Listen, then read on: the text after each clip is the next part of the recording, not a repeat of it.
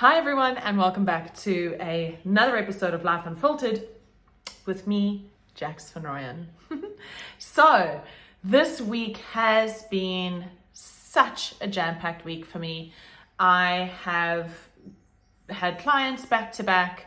I've been consulting, training, coaching, getting new technologies over the line with certain departments within some of the organizations that I work with, which is always such a huge win. So anyone that works in technology knows that introducing a new technology that is innovative and is game-changing generally triggers the natural immune system of an internal organization, and so those projects either stall or die.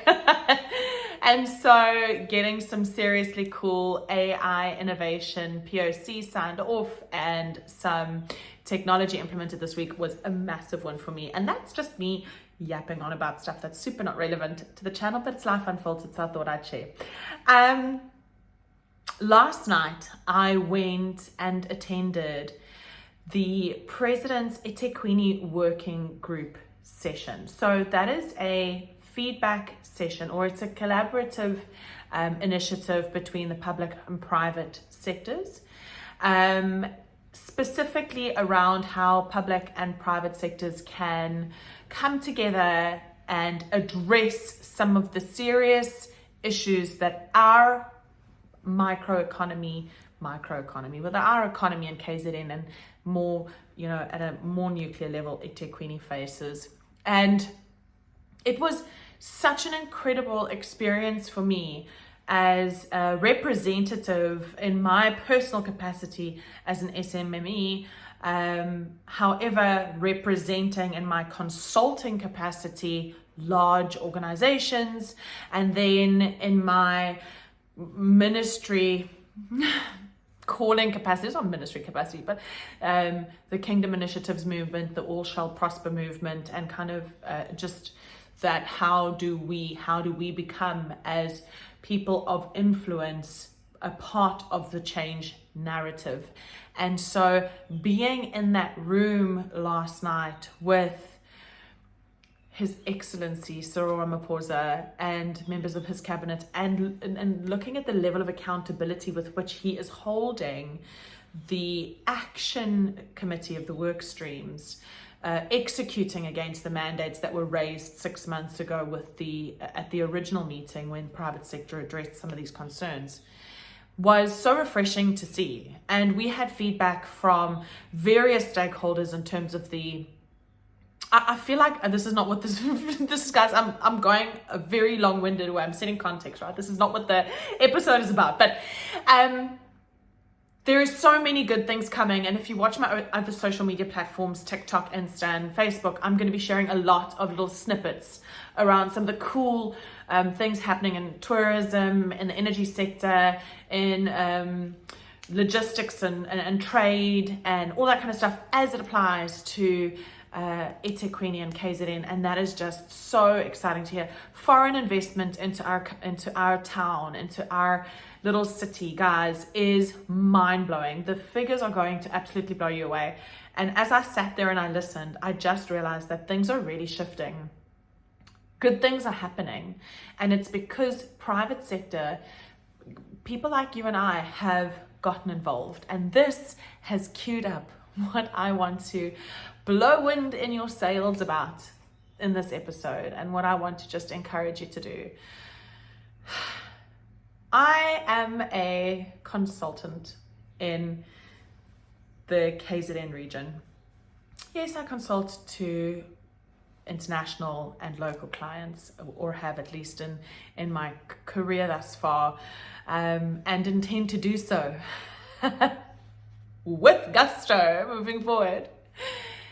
When the invitation came to attend this function, the voices in my head were on loud, like surround sound loud, going, who do you think you are to show up in that room? You are just a business consultant.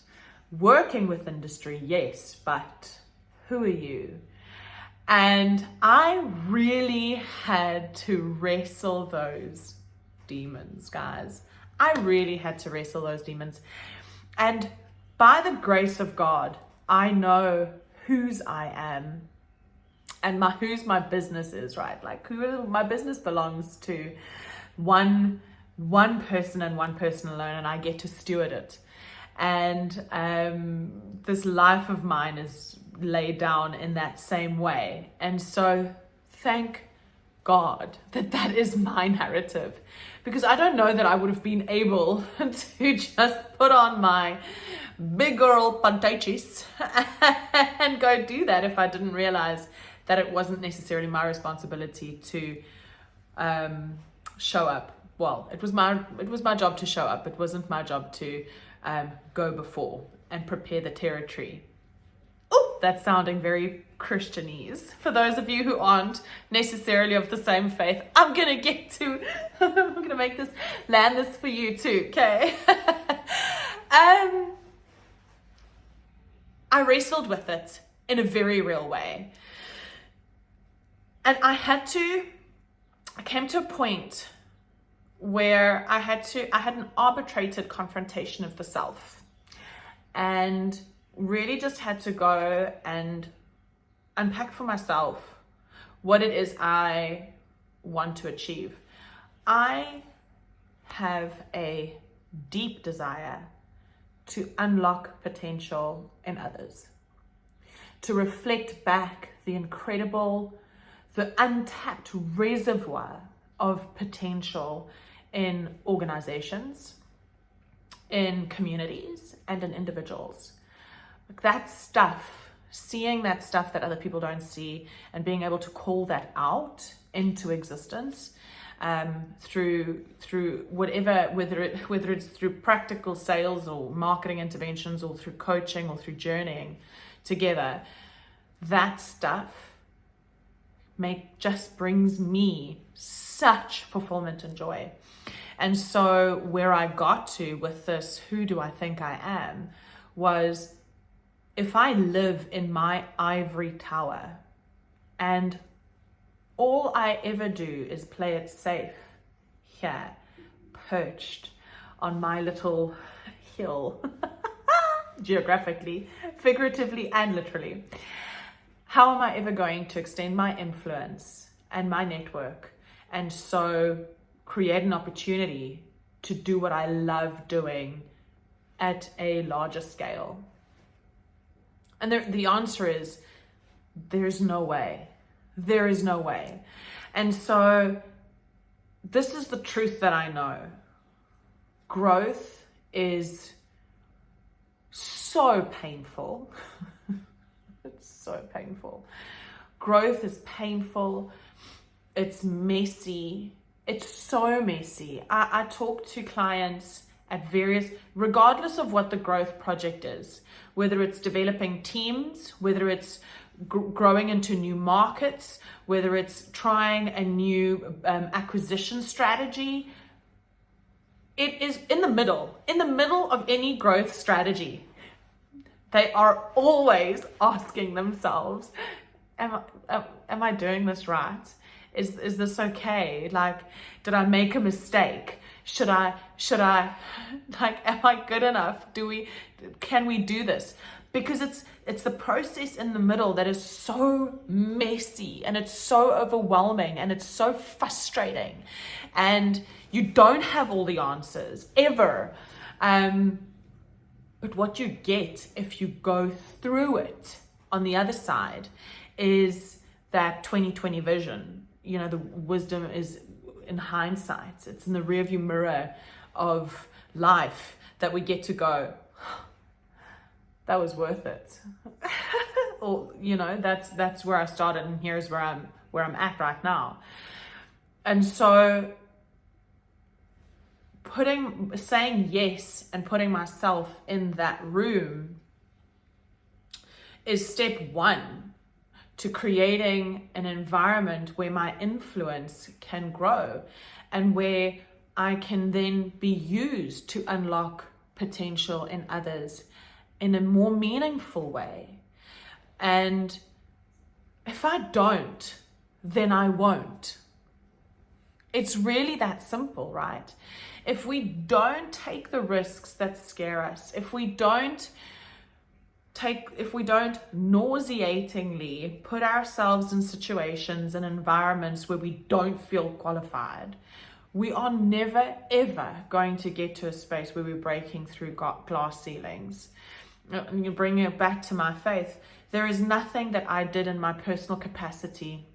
There is nothing that I did in my professional capacity that earned me an invitation into that room. I fully believe that it is through God's divine providence that He is opening up doors and starting to expand my territory to allow me to carry His presence and the All Shall Prosper movement into those rooms for a reason. And so from where I'm at in my life and in my relationship with the Lord, I trust 100% and I celebrate. God, do what you're doing. I will follow you and I will fall messily through this thing. Just have my back, right? At least He gets to be the brand manager. My responsibility is to obey and to submit, and He can do the business acquisition and the marketing and the branding and, do all of that networking stuff on my behalf. I just need to show up, which is a real cool thing that Christians have, is that we have that. For everyone else, you're going to have to white knuckle this, okay? So my white knuckle advice is, if you want to do something meaningful, and we all do, we have altruism designed into our DNA, right? If you want to do something meaningful, you're going to have to step out of your lane. You're going to have to decide to put yourself out there. It is so uncomfortable. We are questioning we are second guessing ourselves, questioning the meaning of our existence. Are we good enough? Are we worthy? All of that stuff comes with it.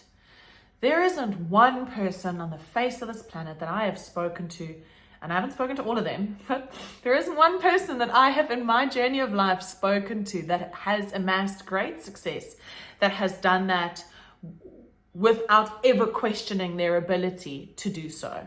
It has always come in spite of the incredible level of insecurity and self-doubt and all of that kind of stuff that, fake it till you make it isn't some sort of idiom, adage, saying for no reason. It's there because, we've got to do the stuff in spite of where we think we're at. And if we hope to break glass ceilings, if we hope to transcend where we're at, and if we want to make a meaningful difference beyond our ivory towers and the little pieces of, earth that we populate, we're going to have to put ourselves in rooms that scare us. And, the kind of safety that you have there is, in the room that scares you, there is a person who has a room that scares them. Because there's always a bigger room with bigger players. And so we never get there. We never arrive. Even when we think we've arrived, we never truly arrive. So there's always somewhere to grow to. But we can break those glass ceilings if we just, again, take action. I'm such the antidote to complacency, to anxiety, to, I don't want to say depression because that's an actual thing, but to feeling down and self-loathing and all that kind of stuff. The antidote to all of that, to apathy, is action. And negativity, it's all action. And so if you just trust that by taking action, it's going to be okay. Listen, it doesn't mean that you're not going to make a fool of yourself. It doesn't mean that you're not going to fail. It doesn't mean that you're not going to misstep or say the wrong thing or fall flat on your face. It's okay though, right? It just means that when you do that enough times, in the rear view of life, over time, you're going to get to a point where the room that once scared you is now your safety blanket, is now your safe space or your ivory tower, and there's another room for you to get to. And so when we dedicate ourselves and we commit ourselves to this, we can bring what we feel called to bring. For me, it's unlocking potential in other organizations and in other people and in businesses and in communities.